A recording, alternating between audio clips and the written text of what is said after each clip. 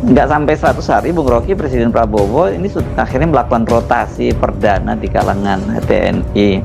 Selain banyak yang melihat ini bersih-bersih mutasi yang dilakukan oleh Pak Prabowo ini, saya pikirkan sebagai presiden dengan latar belakang Jenderal TNI, tentu Prabowo bisa lebih tepat dalam memahami dan juga kemudian memilih personel tidak hanya berdasarkan kedekatan tapi berdasarkan profesionalisme dan juga merit system. Ini kan yang rusak pada eranya Jokowi itu soal merit system, karena banyak sekali orang-orang yang punya kedekatan yang disebut sebagai geng Solo itu kan kemudian karirnya melejit. Itu bukan hanya di TNI tapi juga di lingkungan Polri.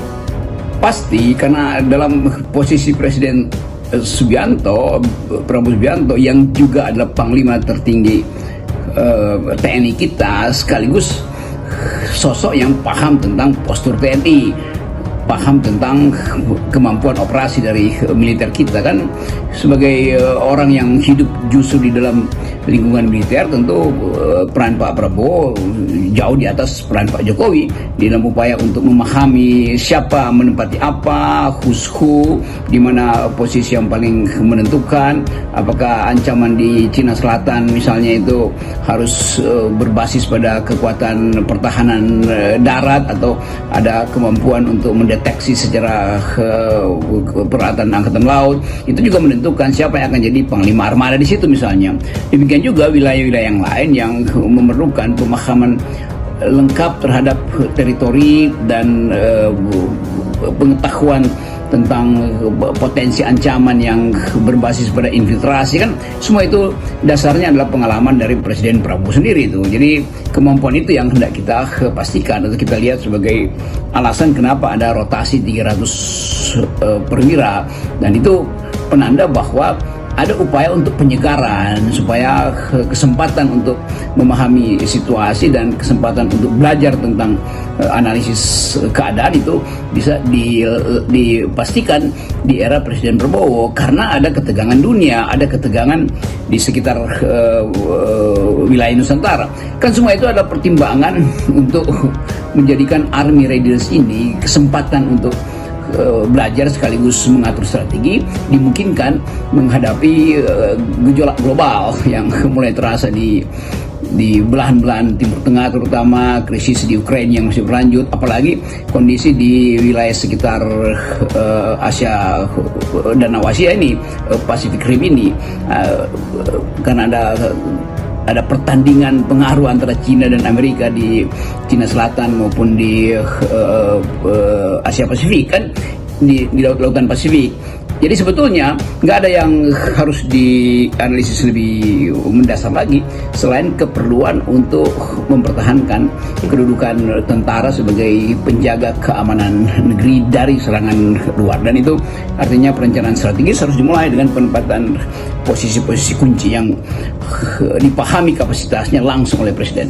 Jadi saya pikir yang harus dilakukan oleh Pak Prabowo itu tidak hanya, ini berat, ini tugasnya tidak hanya menata kembali sesuai dengan merit sistemnya, karena ini kan banyak sekali yang junior tiba-tiba udah melompati seniornya berapa angkatan di Polri, ini terutama yang terbanyak, dan juga mengembalikan TNI dan Polri itu ke track sebelumnya yang di era Jokowi itu dirusak.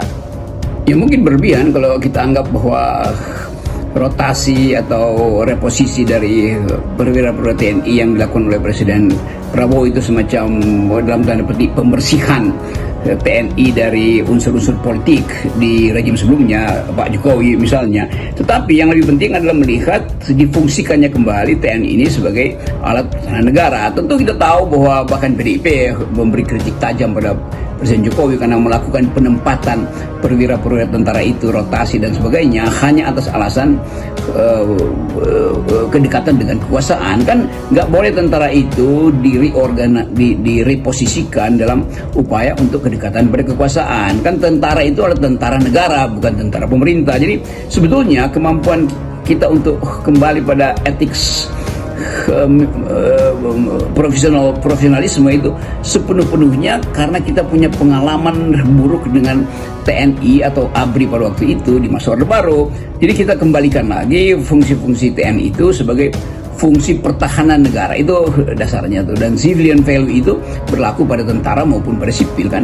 Dalam keadaan tidak ada perang ya berlaku civilian value. the supremacy of civilian value. Jadi kalau mulai misalnya terbaca ada penambahan semacam organisasi atau perluasan peran TNI, itu juga harus dilihat sebagai tanda bahwa ada hubungan sipil militer yang belum bisa dibereskan tuh. Dan kalau mulai terlihat ada upaya untuk penempatan perwira-perwira militer di lembaga sipil, itu sebetulnya tidak sejalan dengan arah reformasi TNI di awal.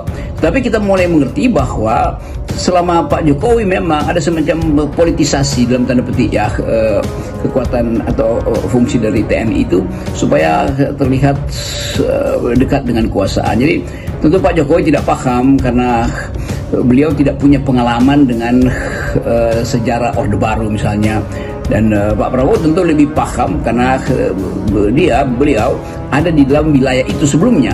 Jadi kelihatannya upaya Prabowo untuk reorganisasi atau reposisi TNI itu dimaksudkan untuk mengembalikan atau seharusnya untuk mengembalikan peran TNI ke wilayah pertahanan. Jadi sekali lagi kita lihat ada dimensi politik memang di dalam upaya rotasi 300 perwira itu, tapi sekaligus dengan cara berpikir yang sama kita mesti tempatkan kembalinya TNI di wilayah-wilayah yang memang memerlukan fungsi TNI, bukan di wilayah sipil yang hanya bisa diolah oleh masyarakat sipil atau tokoh-tokoh sipil yang juga memakai nilai-nilai sipil. Saya kira itu poin yang harus diterangkan, karena memang ada kelebihan surplus bintang di tentara dan itu mesti diredistribusi. Tapi redistribusi itu sekali lagi tidak boleh menghalangi berlakunya prinsip the supremacy of civilian value.